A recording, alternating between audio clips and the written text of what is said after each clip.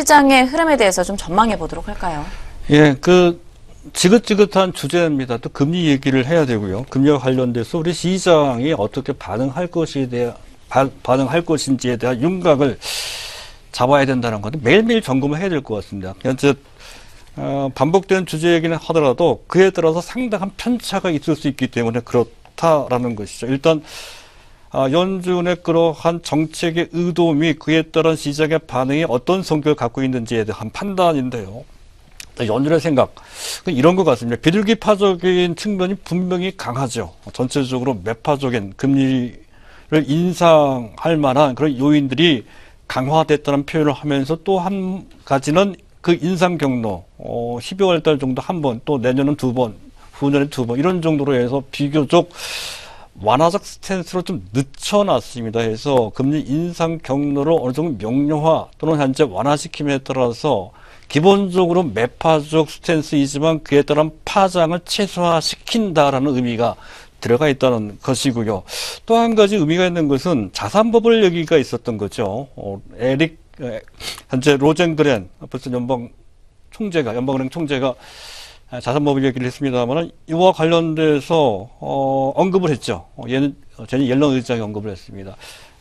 현재 상업용 자산 쪽으로 약간 버블 기미가 있는 것이 인정되지만 전반적인 현재 상황, 다른 부동산 넘어서 주식시장까지 포함해서 특별히 버블이라고 생각되지 않는다는 것이죠. 역사적인 범주 내에 있다라고 했습니다. 요 부분이 시장의 긴장도를 상당히 완화시키는 역할을 한다는 측면이 분명히 있다는 것이고요. 그리고 이제 미국 경기, 전 세계 경기를 위협했던 단기적인 요소들, 브렉시트 문제, 또 중국 문제 등등, 기타 등등이 있습니다. 유가 문제도 있고요. 이런 문제가 이제 균형 상태, 상쇄됐다는 뜻이죠. 이렇게 됐다라고 한다면 이런 것으로 해석이 됩니다. 전반적으로 현재 유동성 장세이긴 하지만 지금 현재 이러한 랠리를 조금 더 허용할 수 있다라고 하는 메시지로 그렇게 해석된다는 것으로 일단 현재 시장 지수 우호적인 그런 기본적인 바탕을 좀 만들어 놨다는 측면으로 이해가 되고요. 그렇지만 매파적인 측면도 분명히 있습니다.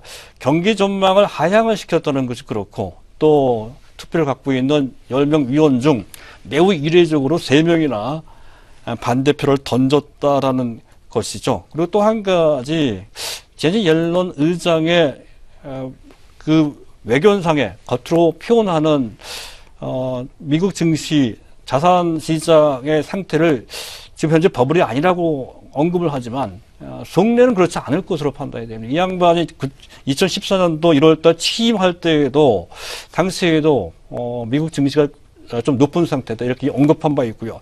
작년 5월달입니다. 작년 5월달은 현재 quietly high라는 표현을 했죠. 꽤나 높은 상태 이렇게 표현을 한 것을 보면 속내는 약간 높은 상태를 인식하고 있는 것으로 판단이 됩니다. 그와 관련된 어떠한 인식 전환 및 또 관계된 현재 정책 변화가 있을 수 있다는 것이 좀 있고요. 또 12월 달에 이제 금리 인상이 확실시 되고 있는 상황 속에서 시간이 가면 갈수록 또 12월 달에 근접하면 할수록 그에 따른 부담이 가중되는 이른바 마감 효과가 나올 수 있다는 것이 현재 매파적인 측면에서의 지수의 걸림돌이 된다 하는 측면도 또한 고려를 해야 된다는 거죠. 이런 것까지를 고려한다면 지수에 대한 전반적인 시각은 일반적인 시각입니다. 종합지수로 본다면 2100. 저는 2150 정도로 봤습니다만 일각에서는 2200. 현재 미국의 S&P 기준으로 봤을 때는 2350, 2400까지 보는 시각까지 나오고 있습니다. 지금부터도 10% 이상 올라갈 수 있다는 것을 뜻한다라는 것인데요. 단정질 수는 없습니다. 어쨌든 그런 식으로 우호적인 분위기가 만들어지고 있다는 것이고 코스닥도 조금 더 세게 보는 것 같습니다. 710 정도로 봤던 건데 720 또는 그 이상 730 정도까지 보는 시각까지 열려 있다는 것이죠. 그와 관련된 어느 정도 현재 융통성 있는 시각이 필요한 것이라 판단이 되고요. 다만 시장 판도 측면에서 이렇게 봐야 될 것 같습니다. 일단 금리 인상이라고 하는 모멘텀이 주어졌을 때 그 초반 단계는 거의 모든 종목들이, 그 모든 섹터들이, 현재 코스피든 코스닥이든 제반 섹터, 바이오, 제약, 또 IT 다 마찬가지입니다. 이런 종목들이 동시다발로 같이 상승하는 장세가 이제 나올 것이다, 라는 것인데, 이런 경우에는 그래도 그 와중에 낙폭이 심했던 종목들, 그 상태에서 많이 소외됐던 종목들이 그 기간 동안, 일정 기간 동안 상대적인 탄력에 나온다는 것이죠. 대표적인 것이 바로 제약주입니다. 제약주, 또 화장품주 쪽에서 토니모리 같은 종목, 또 건자재 쪽에 한샘 제가 말씀드린 바 있었죠. 또 바이오 의료 헬스케어 쪽으로 인트로죠. 오늘 같은 경우에 펩트론 같은 종목들이 그에 해당이 됩니다. 낙폭이 아주 심했던 종목들이죠. 그런 종목들이 반등 나오는, 또 카카오 같은 종목들도 비슷한 그런 개념이 된다는 것인데, 하지만 그것은 어디까지나 초반의 현상입니다. 그렇다고 한다면 그 다음에 어떻게 될 것인가 생각해 봐야 된다는 건데, 중간쯤 되면 아마도 다 같이 올라가는 장세는 꺾이고요. 벌써 그렇게 진행되는지도 모릅니다.